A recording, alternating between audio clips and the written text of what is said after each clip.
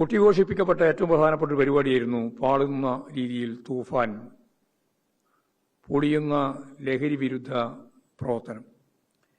കേരളം പൊതുവെ ശ്രദ്ധിച്ച ഒരു പരിപാടിയായിരുന്നു. ആഭ്യന്തര വകുപ്പ് കൈകാര്യം ചെയ്യുന്ന രമേശ് ചെന്നിത്തല തന്നെ മുൻകൈ എടുത്തുകൊണ്ട് തുടങ്ങിയിട്ടുള്ള ആ കാര്യം. അടുപ്പക്കാർ കുടുങ്ങിയതോടുകൂടി കൊട്ടിഘോഷിച്ച് ആരംഭിച്ച ഓപ്പറേഷൻ തൂഫാൻ കെട്ടടങ്ങുന്ന സ്ഥിതിയിലേക്കാണ് കാര്യങ്ങൾ നീങ്ങി വരുന്നത്. മുഖ്യമന്ത്രി വി ഡി സതീശന്റെ സോഷ്യൽ മീഡിയ കോർഡിനേറ്ററും പെരുമ്പാവൂരിലെ യൂത്ത് കോൺഗ്രസ് നേതാവുമായ മുഹമ്മദ് ഹുസൈനും സംഘവും പിടിയിലായതോടെ തൂഫാൻ പദ്ധതി നിലക്കുകയാണ് ചെയ്യുന്നത്.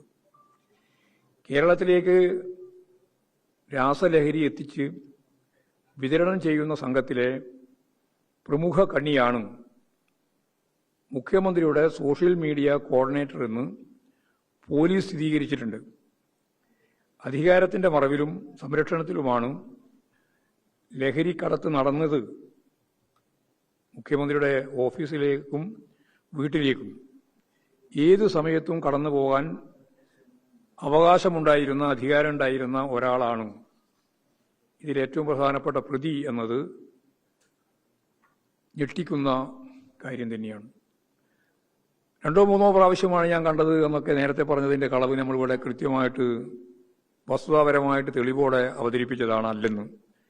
40-ലേറെ തവണ ഇരുവരും പലയിടങ്ങളിൽ വെച്ച് കണ്ടു എന്നുള്ളതിന്റെ അന്വേഷണ ഉദ്യോഗസ്ഥന്മാർക്ക് ലഭിച്ച വിവരങ്ങളിൽ തന്നെ വ്യക്തമാണ്.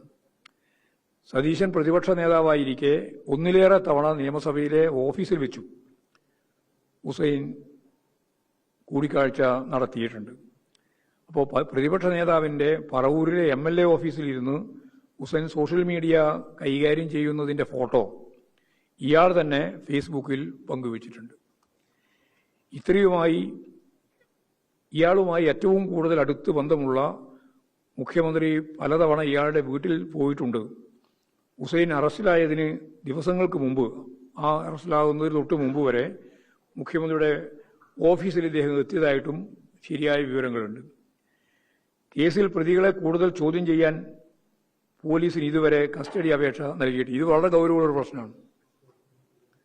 രാജ്യാന്തര ബന്ധമുള്ള ഇത്തരം ഒരു MDMA പോലുള്ള രാസവസ്തു വിൽപ്പനയിൽ പ്രതിയാക്കപ്പെട്ട ആളുകളെ കസ്റ്റഡി അപേക്ഷ കൊടുത്ത് അതിന്റെ ഭാഗമായിട്ട് ചോദ്യം ചെയ്യാൻ ഇതുവരെ തയ്യാറായിട്ടില്ല എന്നുള്ളത്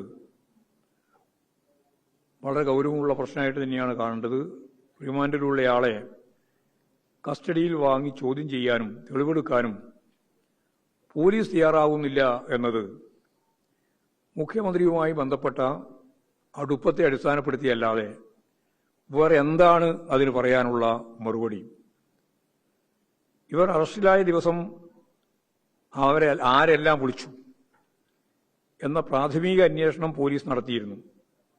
ഫോൺ കോളും പണമിടപാടും വിശദമായി പരിശോധിച്ചാൽ അന്വേഷണം ഉന്നതരുടെ ഓഫീസിലേക്ക് കടക്കും എന്നത് വ്യക്തമാണ്. ഇതാണ് വളരെ ഗൗരവമുള്ള പ്രശ്നമായിട്ട് പോലീസ് ചോദ്യം ചെയ്യൽ ഉൾപ്പെടെയുള്ള കാര്യങ്ങളിൽ നിന്ന് ഒളിച്ചോടുന്നത്.